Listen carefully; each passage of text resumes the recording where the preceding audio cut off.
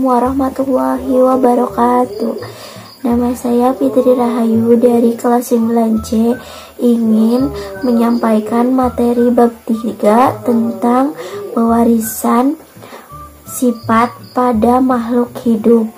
A. Molekul yang mendasari pewarisan sifat. Makhluk hidup dalam perkembangbiakannya akan menghasilkan keturunan dengan mewarisi sifat dari induknya. Pewarisan sifat dicetuskan oleh seorang ilmuwan yang bernama Mendel. Pewarisan sifat dari induk kepada keturunannya dapat dipelajari dalam ilmu biologi yang disebut genetika. Adapun pewarisan sifat dari induk kepada keturunannya yang dinamakan dengan istilah hereditas. Setiap makhluk hidup akan mewarisi sifat-sifat kepada keturunannya. Sifat-sifat yang diwariskan berasal dari beberapa molekul tubuh. Yang mendasari sifat-sifat tersebut meliputi materi genetik, DNA, RNA, dan kromosom. 1. Materi genetik. Makhluk hidup memiliki materi genetik yang disebut gen. Gen adalah kode informasi yang diwariskan ke generasi berikutnya, menjadi penentu sifat makhluk hidup. Gen dalam tubuh yang terletak di dalam kromosom yang disebut juga dengan lokus. Setiap gen memiliki pasangan-pasangan gen yang disebut dengan alel. Gen dalam tubuh memiliki beberapa jenis. A. Gen dominan. Gen dominan adalah gen yang mampu menutupi sifat lain yang sealel. Gen resesif. Gen resesif adalah gen yang ditutupi oleh sifat lain yang sealel. C. Gen intermediate atau kodomain. Gen intermediate atau kodomain adalah gen yang tidak saling mengalah atau mempunyai pengaruh yang sama kuat. Gen diwarisi oleh sel jantan yang menghasilkan sel sperma dan sel betina yang menghasilkan sel telur. Gen berfungsi untuk mengatur proses metabolisme dan pembentukan protein. 2. Kromosom. Kromosom adalah benang-benang halus yang ada pada DNA, yang terdiri dari rangkaian gen pembawa sifat yang diwariskan kepada keturunannya. Benang-benang halus menyusun kromosom disebut kromatin. Kromatin juga berasal dari gulungan-gulungan benang lain yang lebih halus. Benang-benang yang halus ini ketika diperbesar akan terlihat untayan-untayan ganda yang nantinya dinamakan sebagai DNA. Kromosom dalam tubuh terdiri dari 2 jenis, yaitu autosom, kromosom sel tubuh, dan kromosom dan gonosom, kromosom kelamin. A. Autosom, kromosom sel tubuh. Autosom adalah kromosom yang tersusun dan terletak pada sel-sel tubuh yang bersifat diploid, sepasang kromosom. B. Gomosom, kromosom kelamin.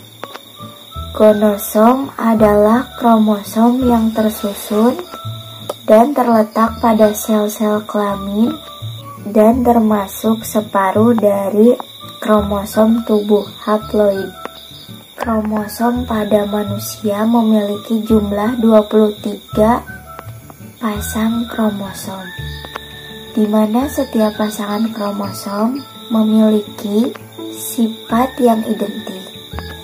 Sifat kromosom yang identik hanya dimiliki oleh pasangan kromosom nomor 1 sampai pasangan kromosom nomor 22. Pasangan kromosom nomor 1 sampai nomor 22 disebut pasangan kromosom sel tubuh atau autosom. Kromosom inilah yang nantinya akan diberikan sifat-sifat tubuh suatu individu. Misalnya seorang individu manusia memiliki mata bulat, hidung mancung, kulit putih, dan lain-lain, di mana semua sifat tersebut ditentukan oleh kromosom sel tubuh atau autosom.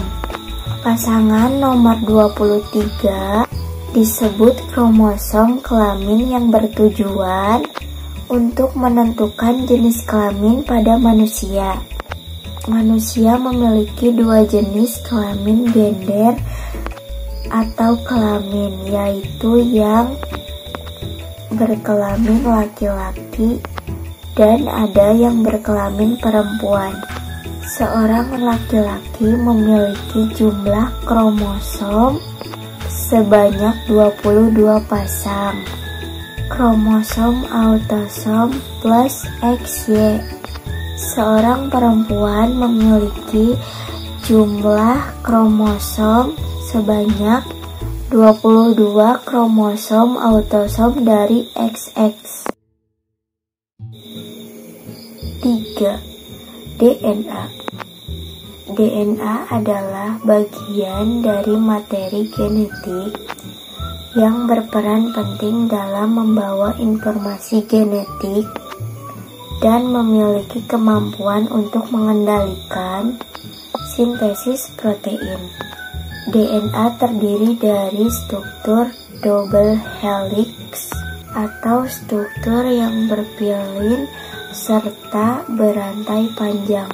Struktur berpilin ini membawa informasi berupa kode-kode genetik yang terdiri dari kumpulan nukleotida yang saling tersusun rapi dan berkaitan.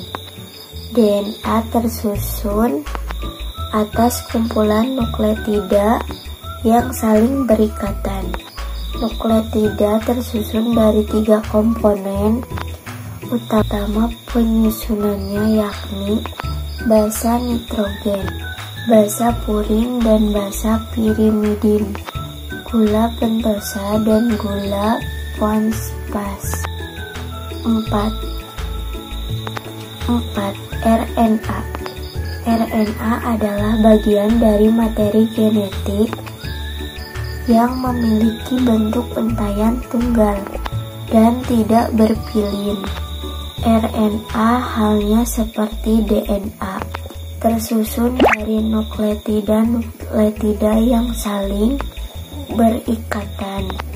RNA mengatur sintesis protein. RNA terkumpul atas susunan nukleotida yang saling berkaitan.